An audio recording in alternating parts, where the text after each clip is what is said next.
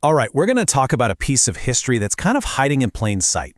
It's this incredible story of resilience, ingenuity, and honestly, some absolutely brilliant marketing. It's the story of how the humble cotton feed sack, yeah, a simple bag for flour and animal feed, completely transformed into a symbol of American style. I know, it sounds a little crazy, right? How on earth could something designed to hold chicken feed end up in family portraits or even on fashion runways? Well, that's the wild journey we're about to explore, and trust me, it's a fascinating one. And this is what's so amazing. For this brief, shining moment in the 20th century, clothing made from these repurposed sacks wasn't just a necessity for people who were struggling. No, it became a celebrated, patriotic, and even fashionable choice for millions of Americans. So where did this all begin? Well, to get to the feed sack dress, we have to go back. It all starts with a series of technological revolutions that completely changed how we made and moved, well, everything. You know, what's so remarkable here is how these inventions were like dominoes falling one after another. The spinning jenny and the power loom made mass textile production a reality. Then the cotton gin comes along and radically speeds up processing the raw cotton. And finally, the sewing machine makes it practical to turn all that new, cheaper fabric into useful things, like bags. For most of the 1800s, stuff like flour and feed got shipped in these heavy, clunky wooden barrels. But as lumber got more expensive and cotton fabric got cheaper, the choice became pretty obvious. Cotton bags were way lighter, easier to handle, and just more economical. The barrels' days were definitely numbered. And here's where you see the hidden value.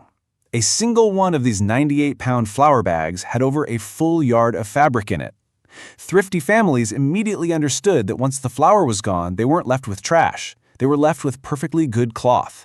So, out of sheer necessity, this fabric got turned into everything: towels, rags, quilts, and, you guessed it, clothing.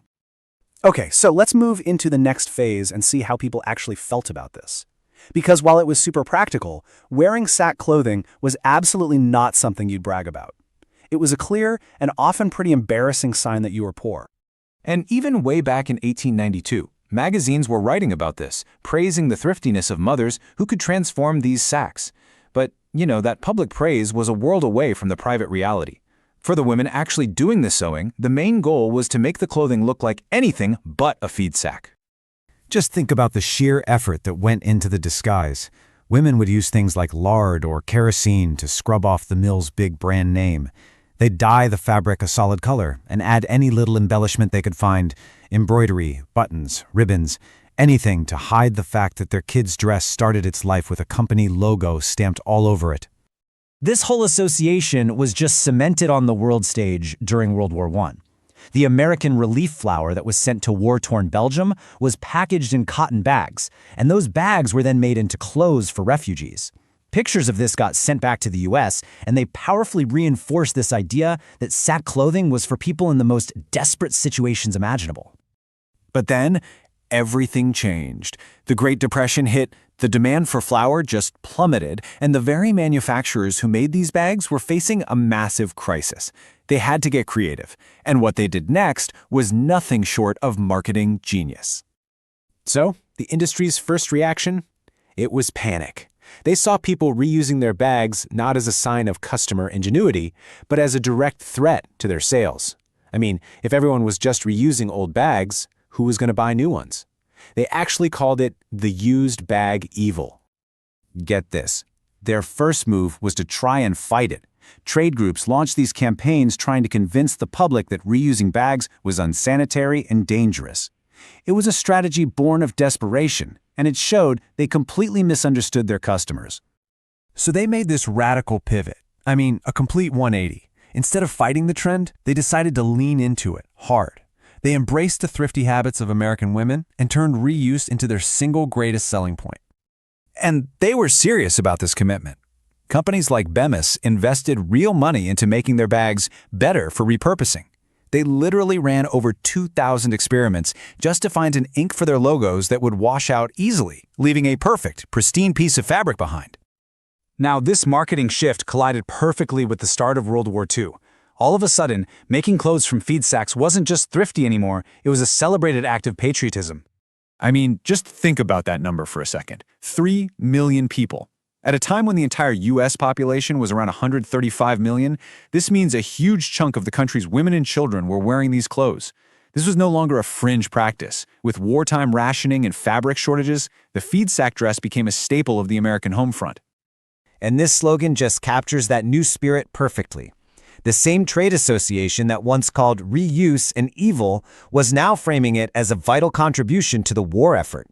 Every single bag you repurposed was fabric saved for uniforms and other military supplies. The really amazing thing is how a whole culture just exploded around it. We're talking national contests with cash prizes for the best feed sack outfits. Women formed sack and snack clubs to trade fabric and patterns. It even changed social dynamics. It gave women a new and powerful voice in farm supply stores, which had until then been very male-dominated spaces. And the trend didn't die out when the war ended. In the post-war boom, the competition got fierce. Companies started hiring designers to create these beautiful floral and geometric prints. They introduced new fabrics and even developed something called the bandit label, a paper band that you could just rip off easily, leaving the fabric completely untouched. But, like all golden ages, this one had to come to an end. By the 1960s, a combination of economic and social shifts pretty much made the cotton feed sack a memory. So what happened? Well, it was really a perfect storm of a few key factors. First, the economics changed. Rising cotton prices just made paper a much cheaper way to package things.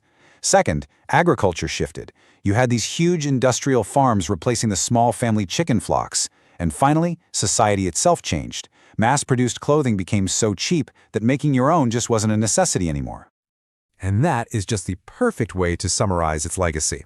The story of the feed sack isn't just about the incredible creativity of millions of women making something beautiful from nothing. It's also a story of amazing corporate agility, of manufacturers who looked at a threat and somehow turned it into their greatest asset. It really leaves you with a powerful thought. The feed sack was once seen as just disposable packaging, basically as waste. But with a shift in perspective, it became this incredibly valuable resource. It really makes you wonder, what are we throwing away today that could, with just a little ingenuity, become the treasure of tomorrow?